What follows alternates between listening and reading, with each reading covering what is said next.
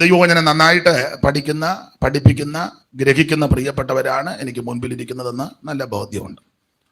അതിനനുസരിച്ച് ഇന്ന് രാത്രി നിങ്ങളോട് സഹകരിച്ച് പൗലോസ് പറഞ്ഞതുപോലെ എനിക്ക് വേണ്ടിയും പ്രാർത്ഥിച്ച് ഇന്ന് രാത്രി അല്പസമയങ്ങൾ ദൈവവചനം നമുക്ക് ധ്യാനിക്കാം, വളരെ ശാന്തമായിട്ട് ധ്യാനിക്കാം. അതിന് അടിസ്ഥാനമായിട്ട് ഇന്ന് രാത്രി വായിച്ചത് തീത്തോസിന്റെ ലേഖനം 2-ാം അധ്യായത്തിന്റെ 11 മുതൽ 14 വരെയുള്ള തിരുവെഴുത്തുകളാണ്. ഒരിക്കൽ കൂടി വായിച്ച് സഹായിക്കണം. സകല മനുഷ്യർക്കും രക്ഷാകരമായ ദൈവകൃപ ഉദിച്ചുവല്ലോ.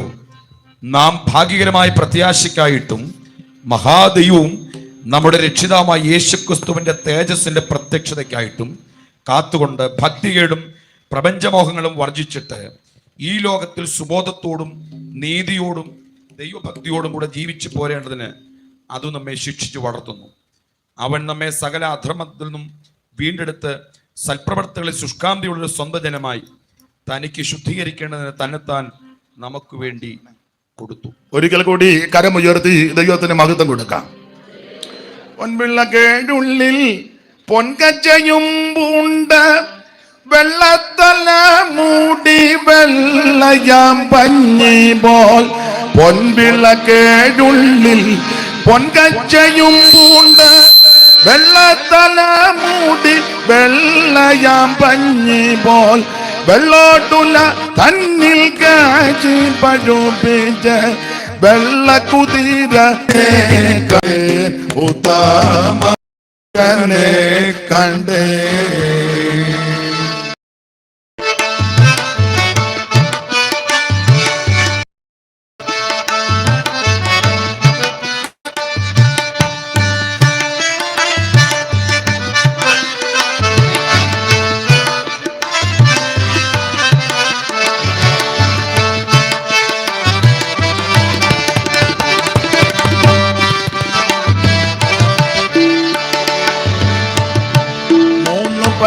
സ്നാനം 3:30 സ്നാനം 3:30 സ്നാനം 3:30 ഇങ്ങനെ ഭൂതലെ സഞ്ചരിച്ചു നാഥൻ.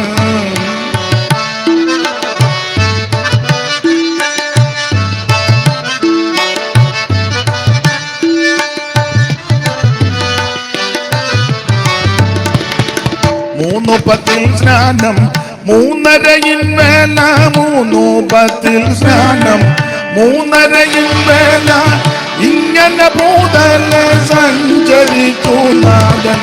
പാരിൽ പലതരം വേലകൾ ചെയ്തു ഭൂതപിശാചി തലയെ തകർത്ത പുരുഷനെ കണ്ടേ ഉത്തമ പുരുഷനെ കണ്ടേ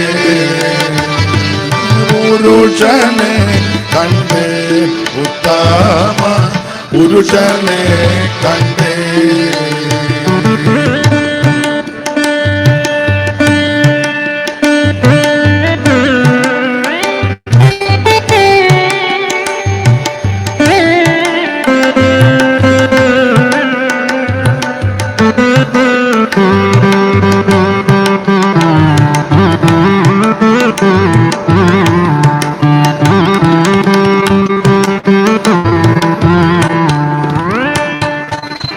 അതിമനോജന ആദാമിൽ കൂടല്ലോ അതിമനോജന ആദാമിൽ കൂടല്ലോ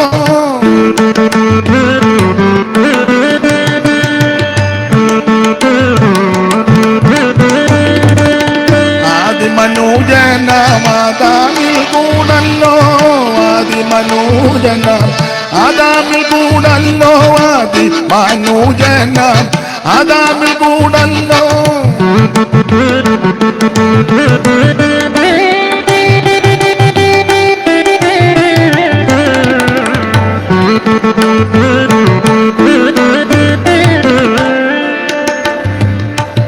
ആദിമനോജന ആദാമിൽ കൂടല്ലോ ആദിമനോജന ആദാമിൽ കൂടല്ലോ. പാപങ്ങൾ ലോകത്തിൽ ആകെ പരന്നതോ ആദിമനോജന ആദാമിൽ കൂടല്ലോ. പാപങ്ങൾ ലോകത്തിൽ ആകെ പരന്നതും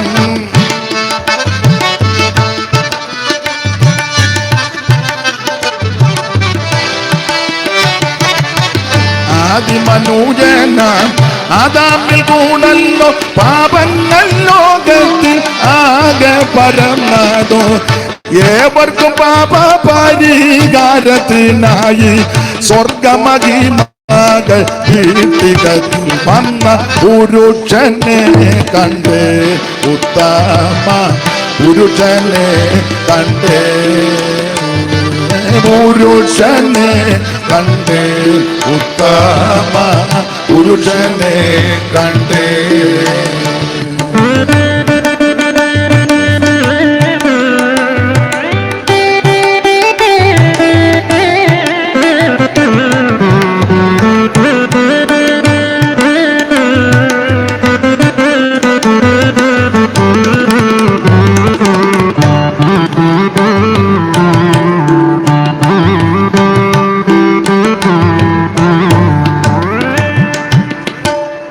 ഒരിക്കൽ കൂടി കരമുയർത്തി ദൈവത്തിന് മഹത്വം കൊടുക്കാം.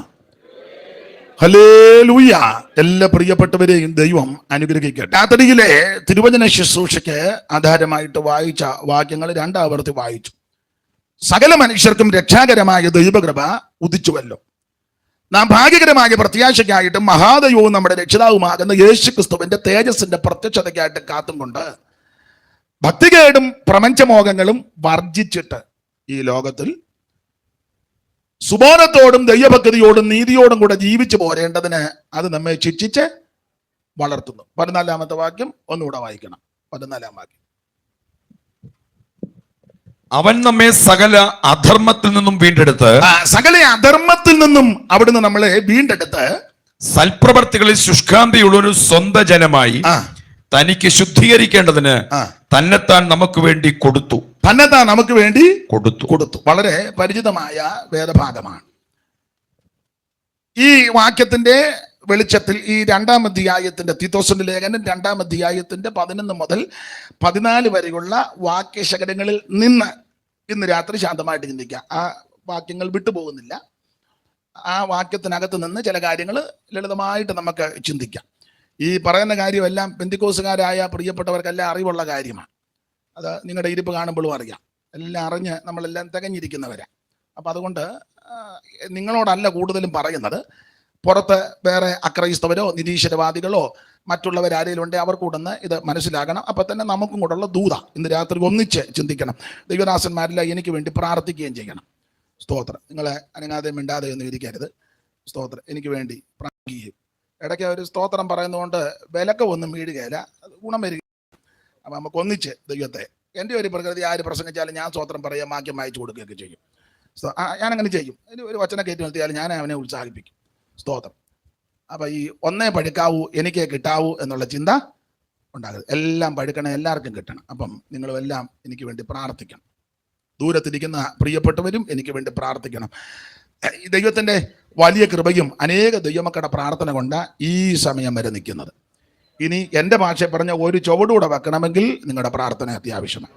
അതുകൊണ്ട് ഓർക്കുന്ന സമയത്ത് എല്ലാ പ്രിയപ്പെട്ടവരും എളിയും കുടുംബത്തെയും വിശേഷിച്ച് ശുശ്രൂഷകളെ ഓർത്ത് പ്രാർത്ഥിക്കണം. കൂട്ടുവേലക്കാരെ എല്ലാവരും ഓർത്ത് പ്രാർത്ഥിക്കണം. ഒരിക്കൽ കൂടി കർത്താവിൻ്റെ നാമത്തിൽ അപേക്ഷിക്കുന്നു. ഇവിടെ തീത്തോസിന്റെ ലേഖനം 2:11 മുതൽ 14 വരെ നമുക്കറിയാം. പുതിയ നിയമത്തിലെ ലേഖനങ്ങളിൽ ഈടുറ്റ ലേഖനങ്ങൾ, അതിൽ പ്രധാനപ്പെട്ട 2 ലേഖനമാണ് തിമത്യോസിന്റെ ലേഖനവും തീത്തോസിന്റെ ലേഖനവും. ഇത് പൊന്തിപ്പിക്കൽ ലെറ്റേഴ്സ് എന്നാ സാധാരണ പറയുന്നത്. എന്ന് പറഞ്ഞാൽ ഇടയലേഖനങ്ങൾ അല്ലെ, അവരിറക്കുന്നതല്ല, അത് വേറെ ഉന്നം വെച്ചിറക്കുന്നതാണ്. ഇത് ഇടയലേഖനങ്ങൾ. അങ്ങനെ ഇരിക്കുമ്പോൾ അവിടുന്ന് ഒരു ലേഖനം വരും, അതിനനുസരിച്ചായിരിക്കും. അതുകൊണ്ട് നേതാക്കന്മാരെല്ലാം അങ്ങോട്ട് ഓടുക, നമ്മുടെ അടുക്കലോട്ട് ആരും വരുന്നില്ല. കാരണം നമ്മൾ അങ്ങനത്തെ ലേഖനം ഇറക്കുന്നില്ല. ഇപ്പം നമ്മുടെ ആൾക്കാർ പുച്ഛം അങ്ങനത്തെ ലേഖനം ഇറക്കുന്നെന്നാ തോന്നുന്നു. പതൊക്കെ ഒരു ചെറിയ ഒരു വാങ്ങൽ ചായ്വ്, അതാ എനിക്ക് ആ പദം കിട്ടില്ല, മണ്ണത് ഗുണമായി. ഒരു ചായ്വ്. സ്തോത്രം. ചായ്വ്. ജനപ്രതിനിധികളെ ആദരിക്കുകയും ബഹുമാനിക്കുകയൊക്കെ ചെയ്യണം. പക്ഷെ നമ്മുടെ വ്യവഹാരം നടത്തുന്നത് ദൈവമാണ്. സ്തോത്രം. നമ്മുടെ മുഴുവൻ വ്യവഹാരം നടത്തുന്നത് ദൈവം. ആ ഭാഗം ഇപ്പൊ എടുക്കുന്നില്ല. അപ്പോൾ ഈ പൊന്തിപ്പിക്കൽ ലെറ്റേഴ്സ് എന്ന് പറഞ്ഞാൽ പൗരോഹിത്യ ലേഖനങ്ങൾ, ഇടയ ലേഖനങ്ങളാണ്. അതാണ് തിമോത്തിയോസിന്റെ 1-2 ലേഖനവും തീത്തോസിന്റെ ലേഖനവും. ആ ഭാഗം വിവരിക്കുന്നില്ല. അതിൽ പ്രധാനപ്പെട്ട ലേഖനമാണ് തീത്തോസിന്റെ ഈ ലേഖനം. വിശ്വാസത്തിൽ നിജപുത്രനായിരുന്നു. ഇദ്ദേഹത്തെ പൗലോസ് ക്രേത്തയിൽ ആക്കി. ആ ഭാഗത്തേക്ക് നമുക്ക് വരാം.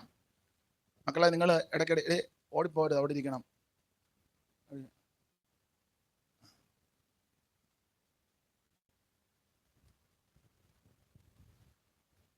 അപ്പൊ ശ്രദ്ധിക്കുക, എനിക്ക് വളരെ നിർബന്ധമാണ്.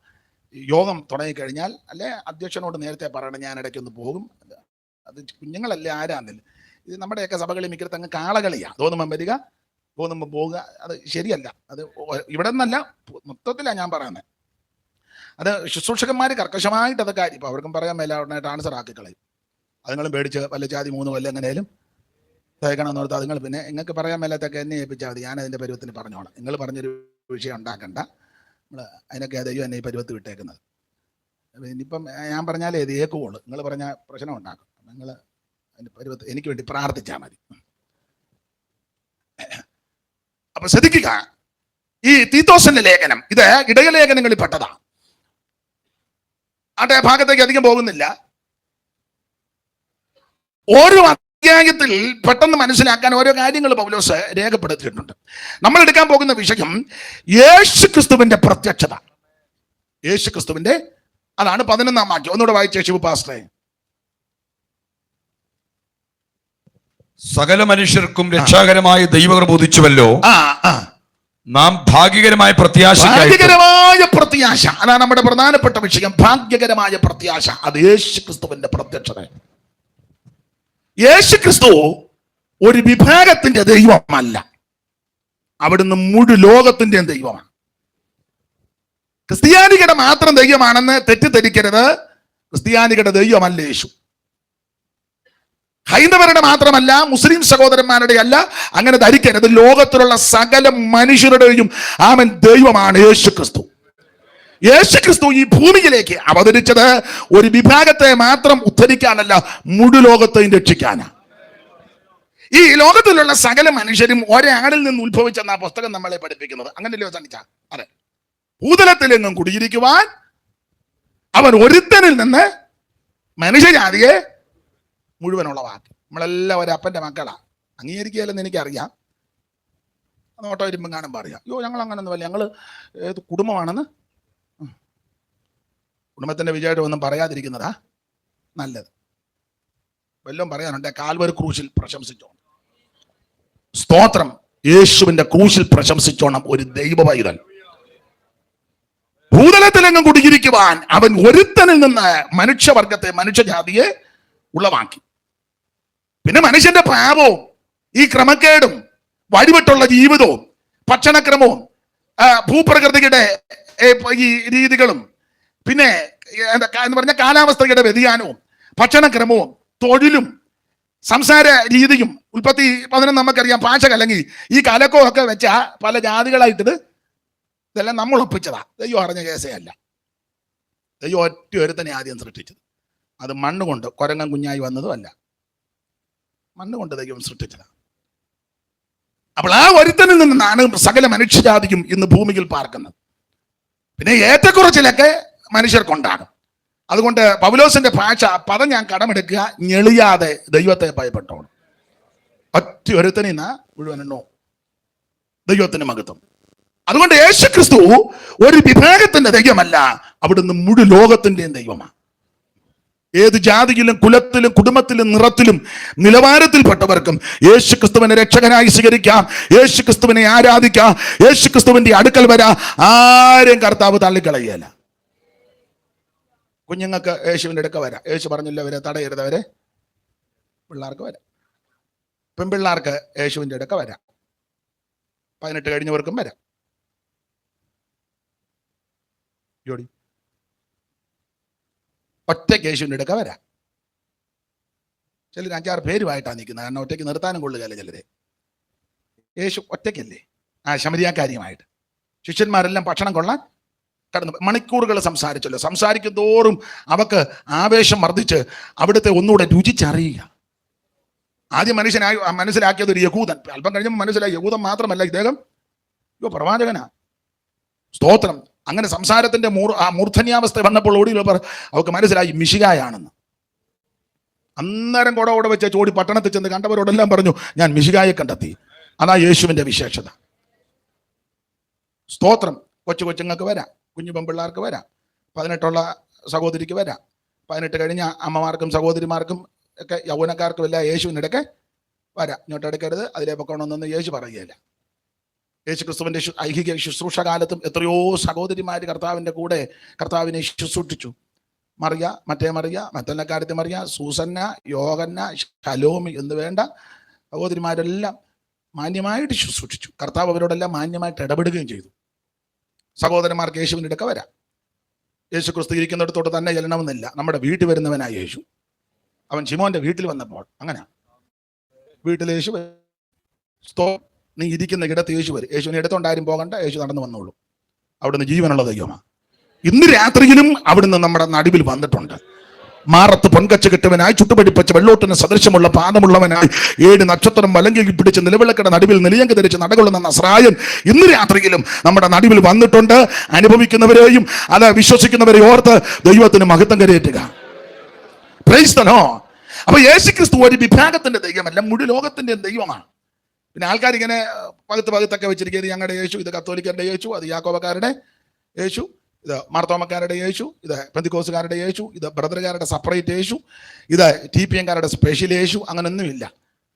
നിങ്ങൾ എന്നെ ഇങ്ങനെ തുറച്ചു നോക്കുന്നേ. യേശു ക്രിസ്തു ഒരുവനേ ഉള്ളൂ, അത് മുഴു ലോകത്തിന്റെ ദൈവമാണ്. അതുകൊണ്ടാണല്ലോ എനിക്കും ഈ മാർഗത്ത് വരുവാൻ ഇടയായി തീർന്നത്. ദൈവത്തിന് മഹത്വം. അതുകൊണ്ട് ഇന്ന് രാത്രി അറച്ചും മടിച്ചും അകന്നു നിൽക്കാതെ യേശുവിന്റെ അടുക്കവാ, നിന്റെ സകല പ്രശ്നങ്ങൾക്കും അവിടുന്ന് പരിഹാരം തരും. Price the Lord. അപ്പൊ യേശുക്രിസ്തുവിന്റെ പ്രത്യക്ഷത, ഭാഗ്യകരമായ പ്രത്യാശ. യേശുക്രിസ്തു ഈ ഭൂമിയിൽ അവതരിച്ചു. അതെന്തിനാ അവതരിച്ചത്? സകല മനുഷ്യന്റെയും പാപത്തിന് പരിഹാരം വരുത്തുവാൻ. ആ ഭാഗത്തേക്ക് വരുന്നതിന് മുമ്പ് 1-2 കാര്യങ്ങൾ ഈ ലേഖനത്തോട് ബന്ധപ്പെട്ട് നമുക്ക് ഒന്ന് ചിന്തിക്കാം. അപ്പൊ ഈ ക്രേത്തയിൽ പൗലോസ് തീത്തോസിനെ ആക്കി വെച്ച് പോയി. അതെന്തിനാന്ന് ചോദിച്ചാൽ, 1-ാം അധ്യായം പഠിക്കുമ്പോൾ ഈ ചിലരുടെ വായെ അടയ്ക്കണം. അതിനാ ശുശ്രൂഷകനെ അവിടെ ആക്കി വെച്ച് പോയത്. ചിലരുടെ വായെ അടയ്ക്കണം. അണ്ട 11-ാം വാക്യം വായിച്ച 1:11. വിശേഷാൽ വൃഥാവാചന്മാരും മനോവഞ്ചകന്മാരുമായി വഴങ്ങാത്തവരെ 1:11. വിശേഷാൽ പരിച്ഛേദനക്കാർ തന്നെ അവരുടെ വായ അടയ്ക്കേണ്ടതാകുന്നു. അവരുടെ വായ അടയ്ക്കേണ്ടതാകും. 11-ാം വാക്യം. അവരുടെ വായ് ദുരാദായം വിചാരിച്ച് അവരുടെ വായ് അടയ്ക്കേണ്ടതാകുന്നു. അപ്പൊ ഈ തീത്തോസിനെ ക്രേത്തയിലാക്കി വെച്ച് പോകുന്നത് ചിലരുടെ വായ അടയ്ക്കണം. ആരുടെ വായ അടയ്ക്കണം? 10-ാം വാക്യം. വൃഥാവാചാരന്മാരും മനോവഞ്ചകന്മാരുമായി വഴങ്ങാത്തവരായ പലരുമുണ്ടല്ലോ. വഴങ്ങാത്ത കുറെ കക്ഷികളുണ്ട്. അതെല്ലായിടത്തും ഉണ്ട് വഴങ്ങാത്തവര്. നമ്മുടെ വീട്ടിലുണ്ട് വഴങ്ങാത്തവർ. എന്ത് ചെയ്താ പെമ്പള വഴങ്ങുകയല്ല, എന്ത് ചെയ്താ മാപ്പിളയും വഴങ്ങുകയല്ല, കൊച്ചുങ്ങളോട്ടും വഴങ്ങുന്നില്ല. പ്രായമുള്ളതള്ള 85 അത് ലേശം വഴങ്ങുകയല്ല, പിടിവാശിയായിട്ടിരിക്കുക. നിങ്ങൾക്ക് മനസ്സിലാകുന്നുണ്ടോ? അദ്ദേഹം ഇവിടെ പൊതുവിൽ പ്രസ്താവിച്ചില്ല. കഴിഞ്ഞ ദിവസങ്ങളെല്ലാം പ്രഗത്ഭരായ കർത്തദാസന്മാർ നല്ല രീതിയിൽ സുവിശേഷം ഇവിടെ വിതറി. അതോർത്ത് ദൈവത്തിന് മഹത്വം. ദൈവം അവർക്കെല്ലാം ദീർഘായുസ് കൊടുത്ത് ബലപ്പെടുത്തട്ടെ. ഇന്ന് സുവിശേഷം കൊണ്ട് പിന്നെ അറിയാമല്ലോ, ചില ക്രമീകരണമൊക്കെ വരുത്തണം. അപ്പം ആ പരുവത്തിനായിരിക്കും ഇന്ന്. സ്തോത്രം. യോഗം കൂടി ആരും നരകത്തിൽ പോകരുത്. അധികം യോഗം കൂടാനൊത്തില്ലെങ്കിൽ ഒറ്റ യോഗമേ കൂടിയുള്ളല്ലോ അങ്ങ് ചെല്ലണം. കണ്ടമാനം യോഗം കൂടി ഏറെ അങ്ങോട്ട് പോകുന്നതിൽ നല്ലത് 1-2 യോഗമേ കൂടാനൊത്തുള്ളെങ്കിലും അങ്ങ് കാണുന്നതാ വിഷയം. അപ്പൊ ഈ ക്രേത്തയിൽ നിന്നെ ആക്കിയേച്ച് പോകുന്നതിന് ചില ക്രമീകരണങ്ങൾ വരുത്തണം. 1, ചിലരുടെ വായെ അടയ്ക്കേണ്ടതാവും. ചുമ്മാ വിടുവാ പറയുക. വൃഥാവാചാരന്മാർ ഒരു പ്രയോജനമില്ല. ചുമ്മാ ഞാനൊരു ഭാഷ പറയും, അത് ഭാഷ അത്ര നല്ലതല്ലെന്ന് എനിക്ക് പറയാം, നിങ്ങൾക്ക് പറയാം. പിന്നെ എന്നെപ്പറ്റി നല്ല ധാരണയുണ്ടല്ലോ, അയാൾക്ക് വിവരവും ബോധവും ഇല്ലെന്ന്. അപ്പൊ അതുകൊണ്ട് പിന്നെ കുഴപ്പമില്ല. ചുമ്മാ ഈ ചപ്പളാത്തി അടിച്ചു നടക്കുന്നവരുണ്ട്. ഒരു കടമ്പുമില്ല. ഞാൻ ദൈവദാസന്മാരോടും ദൈവമക്കളോടും പറയാം, നിന്റെ വായിൽ നിന്ന് വിശ്വാസത്തിന്റെ വാക്ക് വരണം. നിരാശയുടെയും പരാജയത്തിന്റെയും തകർച്ചയുടെയും വാക്ക് വരരുത്. ഒരു രോഗിയെ കണ്ടു, അന്നേരം അയ്യോ ഇത് ഇങ്ങനെ വെച്ചോണ്ടിരിക്കരുതെന്നല്ല പറയേണ്ടത്. യേശുവിന്റെ നാമത്തിൽ സൗഖ്യമാകുമെന്ന് പറയണം. നിരാശയോടെ ഒരുത്തൻ നമ്മുടെ അടുക്ക വന്നു, അയ്യോ ഞാനും ഭാരപ്പെട്ടിരിക്കുകയായിരുന്നു, നമുക്ക് എന്നാ ചെയ്യാനാ? അങ്ങനല്ല. ദൈവം നിന്റെ രട്ടടിച്ച് സന്തോഷം കുടിപ്പിക്കും. നിന്റെ വിലാപത്തെ ദൈവം നൃത്തമാക്കി തീർക്കും. നിന്റെ പ്രശ്നങ്ങൾക്ക് യേശു പരിഹാരം തരും. യേശു സമാധാനം തരുന്ന ദൈവമാ. അന്യോന്യം ധൈര്യപ്പെടുത്തണം. ആവശ്യമില്ലാത്ത കാര്യങ്ങളൊന്നും പറഞ്ഞ് വിശ്വാസികളുടെ മനസ്സ് തകർക്കരുത്. സ്തോത്രം. വിശ്വാസത്തിന്റെ വാക്ക് പറയണം. അപ്പോൾ വൃഥാവാചാലന്മാരും മനോവഞ്ചകന്മാരുമായി വഴങ്ങാത്ത പലരുണ്ട്. വീട്ടിൽ വഴങ്ങാത്തവരുണ്ട്, സഭയ്ക്കകത്തുണ്ട് വഴങ്ങാത്തവർ. എന്ത് എട്ടിൽ വേണ്ടി അടുക്കാത്ത ആൾക്കാർ സഭയ്ക്കകത്ത് ഉണ്ട്. മിക്കതും കമ്മിറ്റിയില്ല, വഴങ്ങുകയല്ല. കാര്യം ആലോചിക്കുമ്പോൾ ചാടി മിറ്റത്തിറങ്ങും, മുണ്ടും പൊക്കി കുത്തി അവിടെ നിൽക്കുക, എന്നിട്ട് ഇങ്ങനെ നിൽക്കുക, മുൻകാലിങ്ങനെ അനക്കി. വഴങ്ങുകയല്ല. ഇപ്പൊ പിന്നെ പാസ്റ്റർമാർക്ക് വല്ല പേടി, ഉടനെ അങ്ങ് എഴുത്താ എല്ലാം കുത്തിയിരുന്ന് മുതുപാതിരാക്കിയിരുന്ന് എടാ നീ കിടന്നുറങ്ങേ. കൂട്ടുവിശ്വാസിയും കൂട്ടു സഹോദരനെയും കൂട്ടുവേലക്കാരെ പറ്റി എഴുതിയാൽ നിന്റെ അസ്ഥി ഒടിയും. നിനക്ക് ദൈവം നിന്നെ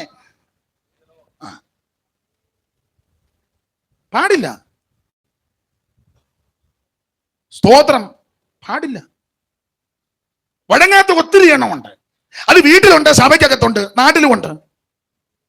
അപ്പൊ തീത്തോസിന്, ഇത് സഭയോടുള്ള ദൂതായതുകൊണ്ട് തീത്തോസിനോട് പറയുക, നിന്നെ ഇവിടെ ആക്കിയത്, ക്രേത്തയിലാക്കിയത് ഇങ്ങനെയുള്ളവരുടെ വായെ അടയ്ക്കണം. ആവശ്യമില്ലാത്ത പറയുമ്പോൾ സ്റ്റോപ്പ് ചെയ്യിപ്പിക്കണം. ചിലര് സാക്ഷി, ഇപ്പോഴൊക്കെ സാക്ഷി കുറവാ. പണ്ടൊക്കെ നമ്മുടെ സഭകളിൽ ഇഷ്ടംപോലെ സാക്ഷ്യമാണ്. നിന്നിങ്ങനെ കറങ്ങും, നല്ലവനും വല്ലവനും വിശ്വസ്തനും ഹല്ലേലൂയ. അത്ര നീട്ടേണ്ട ഒരു കാര്യമില്ല, ഹല്ലേലൂയ എന്ന് പറഞ്ഞാൽ മതി. ഇന്നങ്ങ് കറങ്ങുക. ഈ പറയുന്നത് മിക്കതും അവിശ്വാസവും നിരാശയാ. നിങ്ങൾ ശ്രദ്ധിച്ചിട്ട് ചില പറയാ 35 കൊല്ലമായി കൃപയിൽ വന്ന് ഇന്ന് വരെ ഒരു വിടുതൽ ഉണ്ടായിട്ടില്ല. എന്നാ നീ എഴുന്നേക്കായിരിക്കണ്ടേ? വിടുതലുള്ളവൻ എഴുന്നേക്കട്ടെ. സ്തോത്രം. അങ്ങനെയുള്ളവരുണ്ട് എന്ന് പറയണം.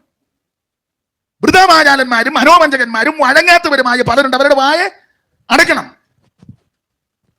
ഞാൻ സഭയുടെ പേരൊന്നും പറയുന്നില്ല. ചില സഭയിലുണ്ട്, ഈ ട്യൂണ് മാറിയ ഉടനെ തമ്പറിന് ഒരു അടി അടിക്കും. അന്നേരം അവിടെ ഇരിക്കും. എവിടാന്ന് എന്നോട് ചോദിക്കരുത്, നിങ്ങൾക്ക് മനസ്സിലായി കാണും, അറിയാമല്ലോ.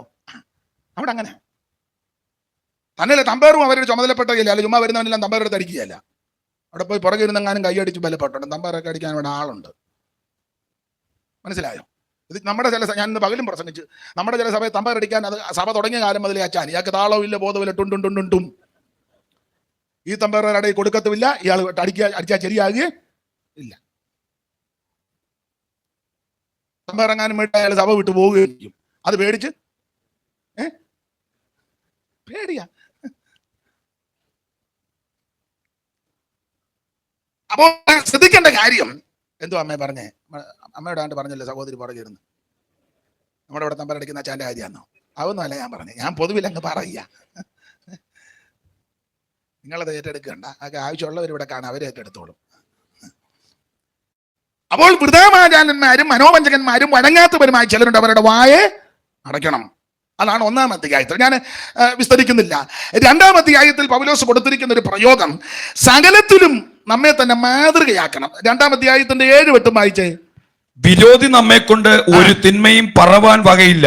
വിരോധി നമ്മെ കൊണ്ടൊരു തിന്മയും പറവാൻ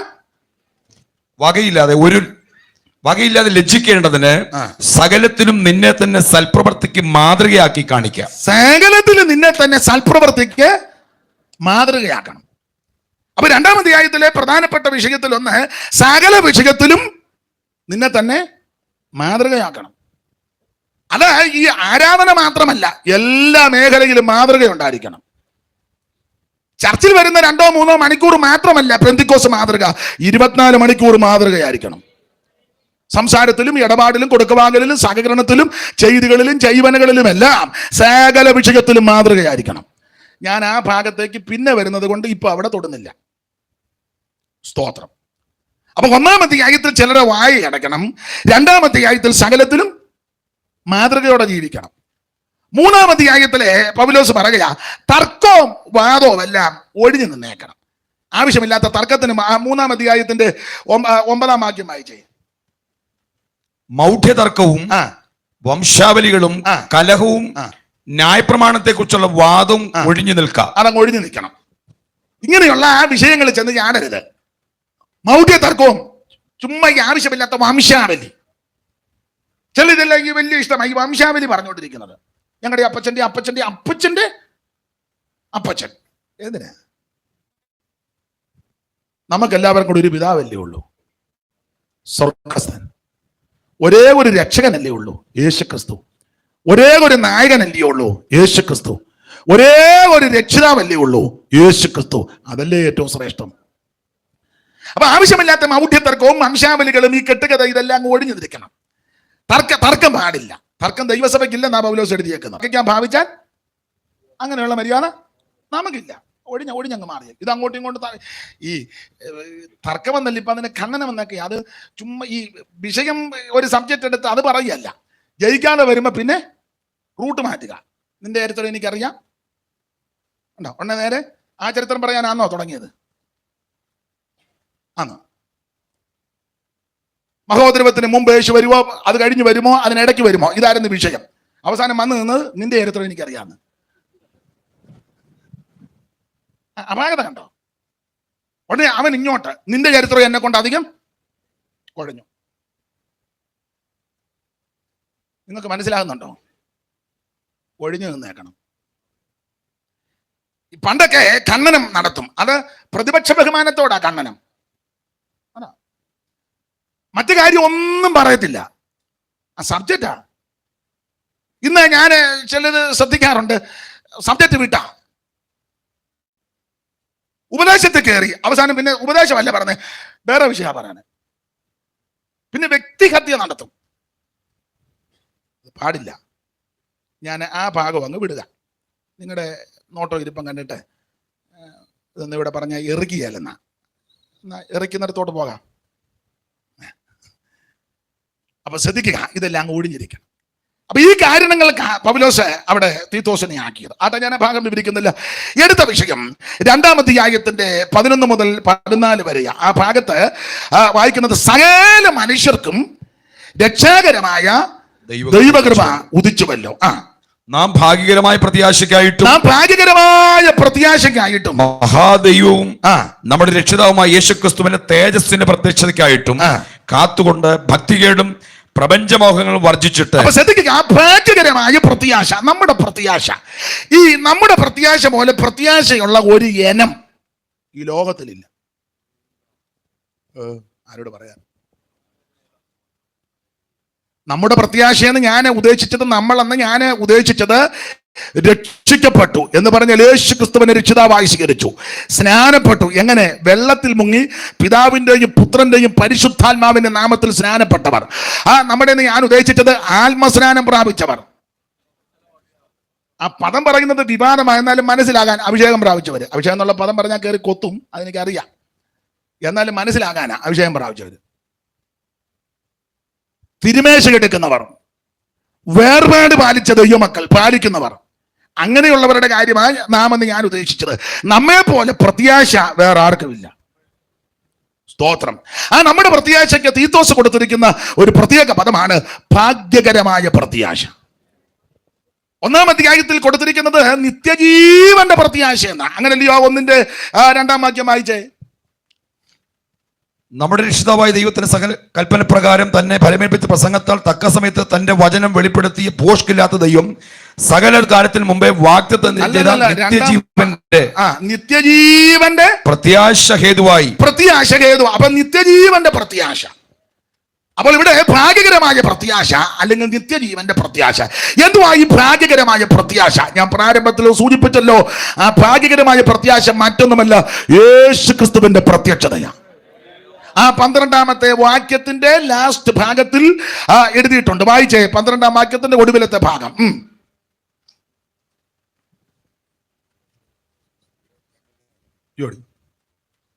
2-ാം അധ്യായത്തിന്റെ 12-ാമത്തെ വാക്യത്തിന്റെ ഒടുവിലത്തെ ഭാഗം രണ്ടുപേരുടെ ചേർന്നങ്ങ് വായിക്കേ. യേശുക്രിസ്തുവിന്റെ തേജസ്സിന്റെ പ്രത്യക്ഷതയ്ക്കായിട്ടും. യേശുക്രിസ്തുവിന്റെ തേജസ്സിന്റെ പ്രത്യക്ഷത. അപ്പൊ ശ്രദ്ധിക്കുക, എന്താ നമ്മുടെ പ്രത്യാശ? ഭാഗ്യകരമായ പ്രത്യാശ യേശു ക്രിസ്തുവിന്റെ തേജസ്സിന്റെ പ്രത്യക്ഷത. ഞാനും നിങ്ങളും ഈ ദുഷ്ടലോകത്തിൽ പാപലോകത്തിൽ കാത്തിരിക്കുന്നത്, ഇനി കാത്തിരിക്കുന്ന ഒറ്റ വിഷയമാണ്, പ്രധാനപ്പെട്ട വിഷയം യേശു ക്രിസ്തുവിന്റെ പ്രത്യക്ഷത. ഇനി എത്രയും അല്പകാലം കഴിഞ്ഞിട്ട് വരുവാനുള്ളവൻ വരും. അതാണ് നമ്മുടെ പ്രതീക്ഷയും പ്രത്യാശയും. യേശു ക്രിസ്തു ഒരിക്കൽ ഈ ഭൂമിയിൽ പ്രത്യക്ഷപ്പെട്ടു. എന്തിന്? മനുഷ്യവർഗത്തിന്റെ പാപത്തിന് പരിഹാരം വരുത്തുവാൻ. കന്യകാസൂനുമായി ഈ ഭൂമിയിൽ അവിടുന്ന് തിരുവെടുത്ത് മുന്നമേ കുറിച്ചു വെച്ചതുപോലെ അവതരിച്ചു. എന്തിന്? സകല മനുഷ്യരെയും അവൻ പാപത്തിൽ നിന്ന് രക്ഷിക്കുവാൻ. അതുകൊണ്ടാണല്ലോ ഗബ്രിയേൽ മാലാഖ വന്ന് പ്രത്യക്ഷപ്പെട്ടപ്പോൾ പറഞ്ഞത്, അവന് യേശുവെന്ന് പേരിടണം എന്ന് പറയാം. അവൻ രക്ഷിതാവാ. അവൻ മാനവജനതയെ അവരുടെ പാപങ്ങളിൽ നിന്ന് രക്ഷിപ്പാനിരിക്കുന്നുണ്ട്. മനുഷ്യവർഗത്തിന്റെ പാപത്തിന് വരിക കർമ്മമാർഗം കൊണ്ടല്ല, പുണ്യപ്രവർത്തി കൊണ്ടല്ല. ഒരു സാധനം എടുത്തോണ്ട് അങ്ങോട്ടും ഇങ്ങോട്ടും ഓടുകയും വേണ്ട, ഉരുളുകയും വേണ്ട, നടക്കുകയും വേണ്ട, മുട്ടയിൽ വെടയേണ്ട, ചെരുപ്പിട്ടോണ്ടും ചെരുപ്പിട്ട അതൊക്കെ ചെരുപ്പിട്ട് ഇടുകയോ ഇടാതിരിക്കുക അവനെ വേണ്ടിയിട്ട്. അതുകൊണ്ടൊന്നും രക്ഷപ്പെടുകയില്ല. സ്തോത്രം. വെള്ള വസ്ത്രം മാത്രം ധരിച്ചാലൊന്നും രക്ഷിക്കപ്പെടുകയില്ല. വെള്ള മാത്രം, ചുമന്നത് മാത്രം ഉടുത്താലൊന്നും രക്ഷപ്പെടുകയില്ല. കറുപ്പ് മാത്രം ഉടുത്തത് കൊണ്ട് കാര്യമായില്ല. മഞ്ഞ മാത്രം ഉടുത്തത് കൊണ്ടും കാര്യമല്ല. ഉടുക്കണമെന്നുള്ള ഏത് വേണേലും ഉടുക്കാം. പക്ഷെ നീ അങ്ങ് പോകണമെങ്കിൽ യേശു ക്രിസ്തുവിനെ രക്ഷിതാവായി സ്വീകരിക്കണം. അതിന് 5 പൈസ മുടക്കണ്ട, അര കാശ് മുടക്കണ്ട, അര മൈൽ നടക്കണ്ട. ഹൃദയം കർത്താവിന് കൊടുക്കുക.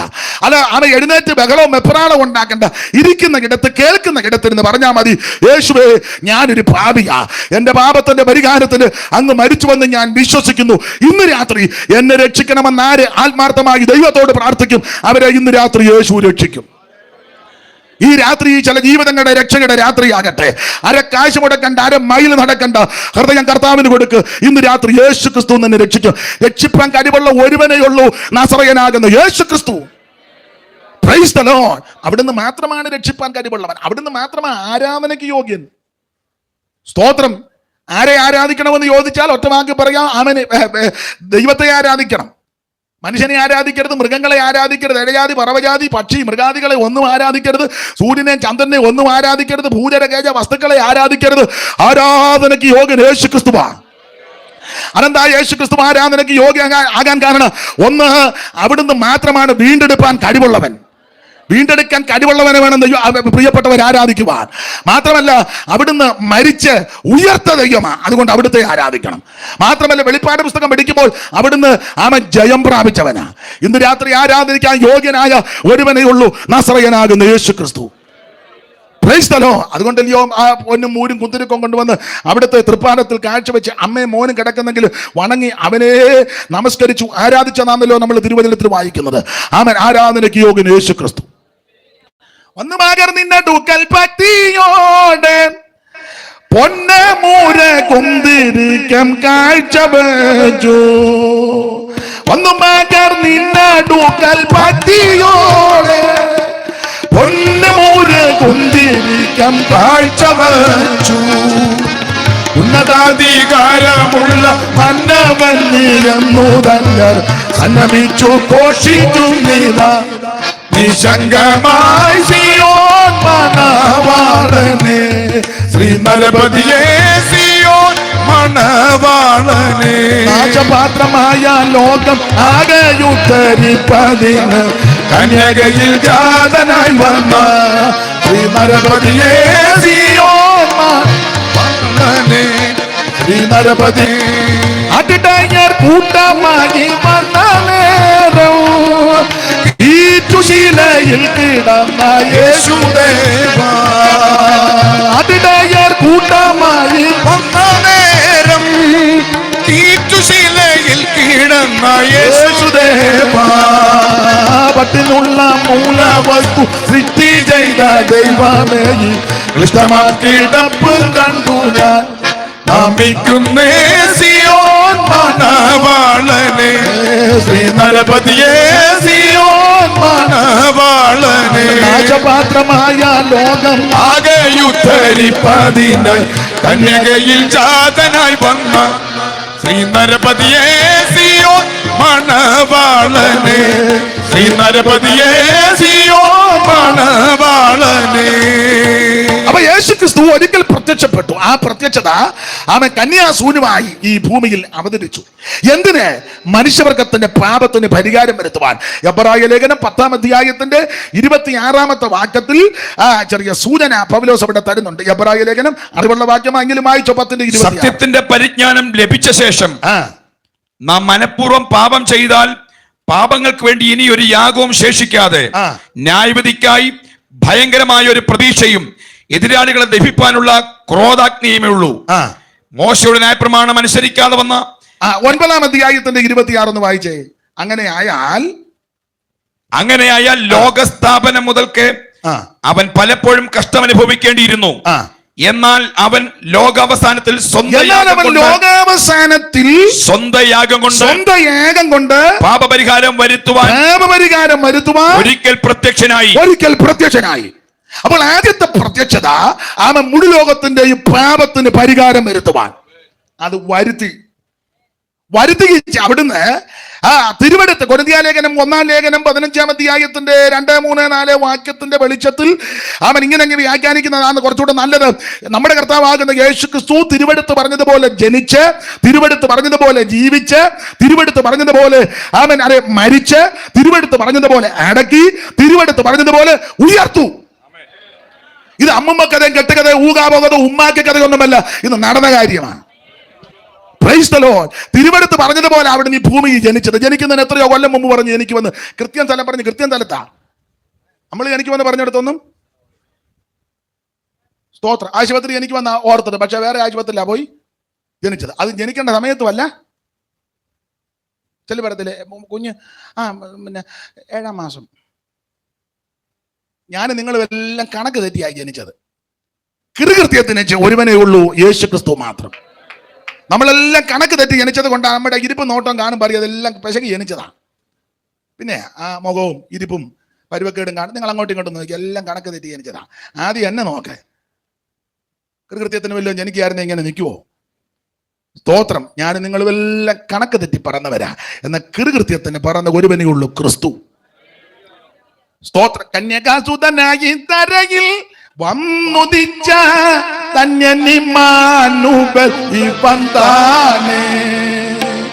കന്യകാസുതനായി തരയിൽ വന്നുദിച്ച ധന്യനിമാനുബലിവൻ താനേ.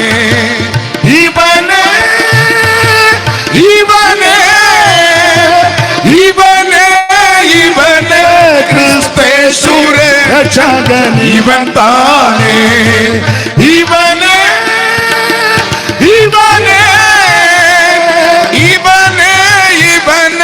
ക്രിസ്തേശുരക്ഷകൻ ഇവൻ താനേ. അതിൽ പറുദീസിൽ നാഥൻ വാക്കു ചൊന്ന നാരികിൻ സന്തതി ഇവൻ താനേ. അതിൽ പറുദീസിൽ നാഥൻ വാക്കു ചൊന്ന നാരികിൻ സന്തതി ഇവൻ താനേ. ഇവനെ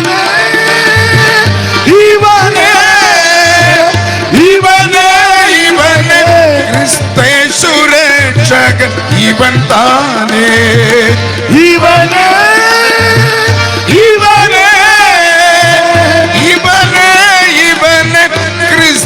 ക്രിസ്തേശുരക്ഷകൻ ഇവൻ താനേ. ഇത് തിരുവെടുത്ത് പറഞ്ഞതുപോലെ ക്രിസ്തു ജനിച്ചത്. ഇന്ന സ്ഥലത്ത് ജനിക്കു പറഞ്ഞു, സൂക്ഷ അവിടെ ജനിച്ചു. കന്നിപ്രസംഗം ഇന്ന സ്ഥലത്താണ് പറഞ്ഞു, സൂക്ഷ അവിടെ കന്നിപ്രസംഗം.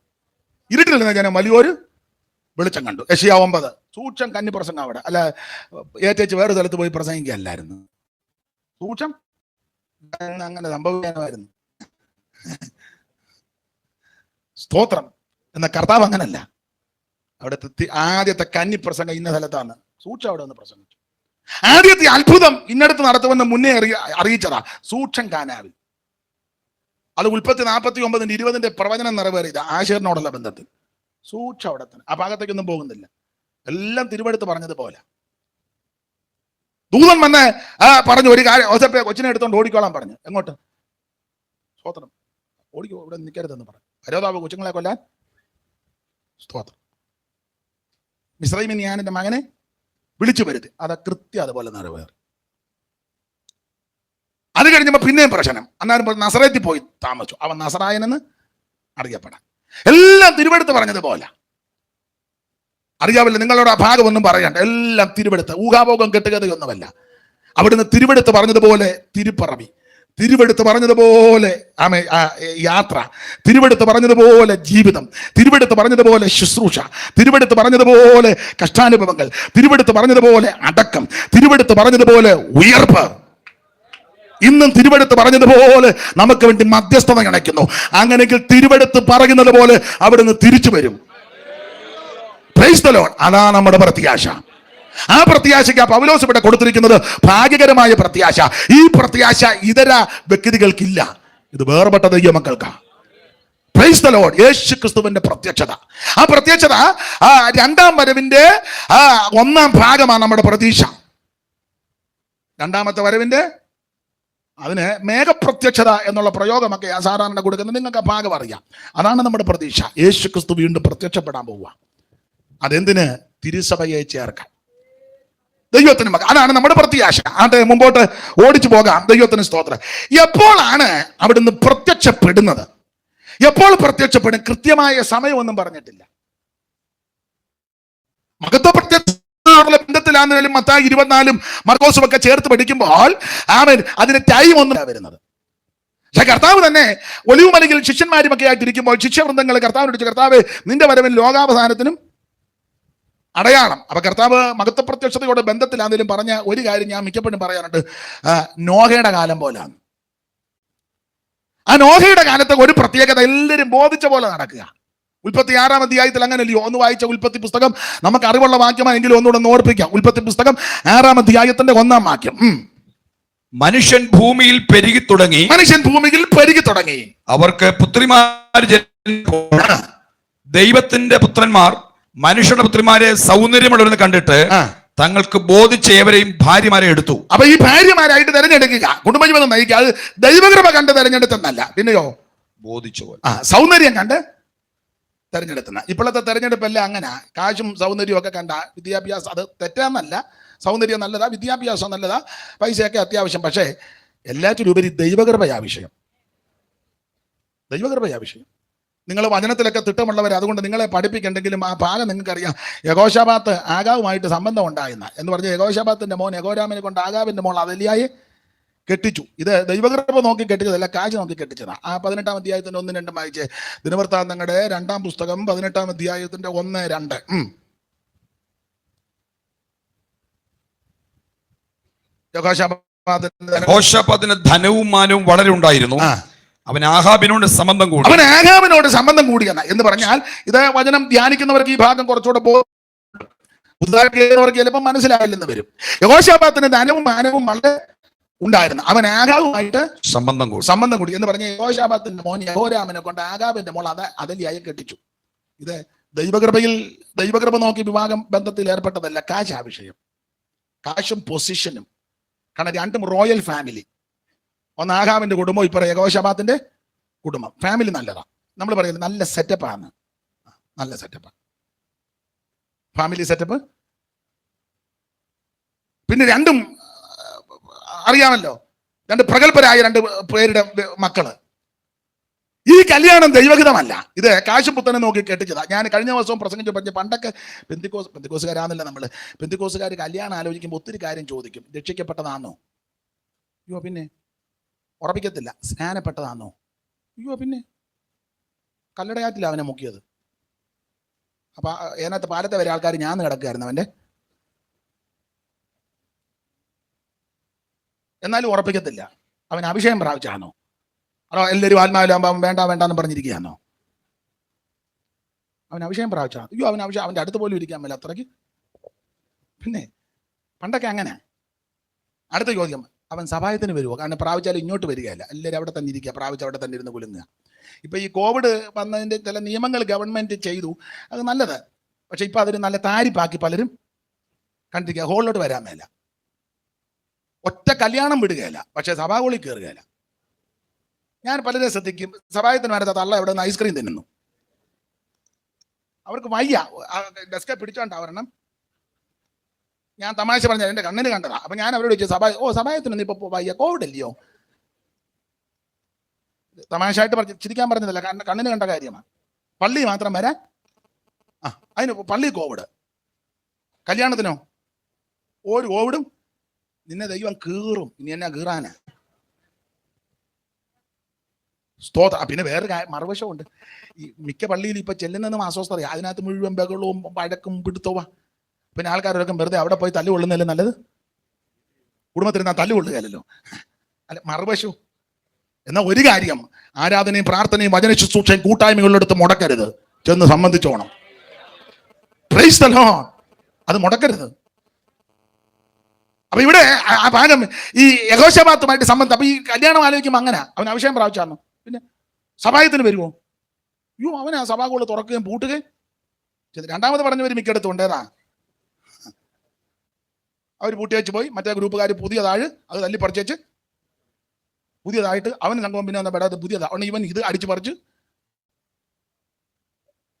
അവസാനം ദൂതന്മാർ വരേണ്ട സ്ഥലത്ത് പോലീസ് എല്ലാം കൂടെ വന്ന് നിങ്ങൾ 8 മുതൽ 10 വരെ കയറിയാട്ടെ. അവിടെ പോലീസ് തോക്കുമായിട്ട് അവിടെ നിൽക്കുക. വല്ല കാര്യമുള്ള കാര്യം. പാസ്റ്റർ പറ, കർത്താവേ ദൂതന്മാർ കുനിഞ്ഞു നോക്കുന്ന ആരാ? കുനിഞ്ഞു നോക്കുന്ന പോലീസ് ആടാ. നീ അവിടെ നിന്ന് വല്ല വിക്രിയ കാണിക്കുന്നുണ്ടെന്ന് അവന്മാരവിടെ കുനിഞ്ഞു നോക്കുന്നു. അത് നിങ്ങൾക്ക് ഇടയ്ക്ക് നാരങ്ങ വെള്ളം കൊണ്ട് കൊടുക്കണം. വരുന്ന മെനക്കേടെന്തല്ലാന്ന് ഓർത്തോണം. ആട്ടെ, ഞാൻ ആ ഭാഗത്തേക്ക് പോകുന്നില്ല. പണ്ടൊക്കെ ഇത് ചോദിക്കും, അവനെ സഭായത്തിന് വരുമോ? അന്നേരം പറഞ്ഞു, അയ്യോ അവൻ സഭായത്തിന് അവൻ ആ ഹോള് വന്ന് തുറക്കുകയും അത് കഴിഞ്ഞെല്ലാം ക്രമീകരിച്ച് പൂട്ടുകയൊക്കെ ചെയ്തു. ഉടനെ ചോദിക്കും, ആട്ടെ അവൻ കർത്തൃമേശ എടുക്കുമോ? തിരുമേശ. പണ്ടൊക്കെ അത് ചോദിക്കും. ഞാൻ പെന്തിക്കോസുകാരോടൊരു കാര്യം പറയാം, വിശേഷിച്ച് ശുശ്രൂഷകന്മാരോടും എന്നെ കേൾക്കുന്നവരോട്. ദൈവസഭയ്ക്കകത്ത് തിരുമേശ എടുക്കാൻ പ്രാഗപ്പില്ല ഇല്ലാത്തവൻ ഒരു അഭിപ്രായവും പറയരുത്. എല്ലാ ആഴ്ചയിലും തിരുമേശ നടത്തുന്നതാ ശരിയായ ആരാധന. ഞാൻ കണ്ടിട്ടില്ലെങ്കിലും ക്ലാസ്സിന് ഇരുന്നിട്ടില്ലെങ്കിലും വേറെ പുസ്തകത്തിന്റെ വെളിച്ചത്തിലും IPCയുടെ അഭിമാനമായിരുന്നല്ലോ മൺമറഞ്ഞ TG ഉമ്മച്ചനപ്പച്ചൻ അവർകൾ. അദ്ദേഹത്തിന്റെ അടിസ്ഥാന വേദോപദേശമൊക്കെ കേട്ടിട്ടുള്ളവരായി ഇവിടെ ഇരിക്കുന്ന പലരും സണ്ണിച്ചാനൊക്കെ അനുഭവിച്ചിട്ടുള്ളവരാ. തിരുമേശയില്ലാത്ത ആരാധനയല്ല. സ്തോത്രം. ഇത് മാസത്തിൽ 1, 2 മാസം കൂടുമ്പം എന്നെ ചന്ദ്രൻ ഒതുക്കിയാന്ന്. അപ്പൊ ഇത് എല്ലാ ആഴ്ചയിലും നടത്തണം കുറഞ്ഞ പക്ഷം. അങ്ങനെ ഇത് നടത്തുമ്പോൾ അതിൽ പ്രാഗൽഭ്യത്തോടെ എടുക്കാൻ ഒക്കാത്തവരുണ്ടല്ലോ, അതിന് അഭിപ്രായം ഒന്നും പറയരുത്. ഇവിടെ ഇരുന്നോണം. ഇത് അഭിഷേകം പ്രാപിച്ചില്ല, തിരുമേശ എടുക്കല, അവനാ നിയന്ത്രിക്കുന്നത്. ഇതെല്ലാം ഗുണ്ടകട കയ്യിലായെന്ന് മിക്കതും. സ്തോത്രം. പാടില്ല. ഇത് കർക്കശ ഉപദേശമാ. അപ്പൊ ശ്രദ്ധിക്കുക, തിരുമേശ പ്രാഗൽഭ്യത്തോടെ എടുക്കണം. എന്നെ തിന്നുന്നവൻ എൻ മൂലം ജീവിക്കും. തിരുമേശ എടുക്കണം. അപ്പൊ പണ്ടങ്ങനെ ചോദിക്കാം, അവൻ തിരുമേശ എടുക്കുമോ? കല്യാണം ഉറപ്പിക്കണേ അങ്ങനെയൊക്കെ ചോദിക്കും. രക്ഷിക്കപ്പെട്ടോ, സ്നാനപ്പെട്ടോ, അഭിഷേകം പ്രാപിച്ചോ, സഭായത്തിന് വരുമോ, തിരുമേശ എടുക്കുമോ? പിന്നെ പഴയ അപ്പന്മാർ ഒരേക്ക് ഒരു ചോദ്യം കൊണ്ട് ചോദിക്കും, അവൻ ദശാംശം കൊടുക്കുമോ എന്ന് ചോദിക്കും. അതും ചോദിക്കും പണ്ട്.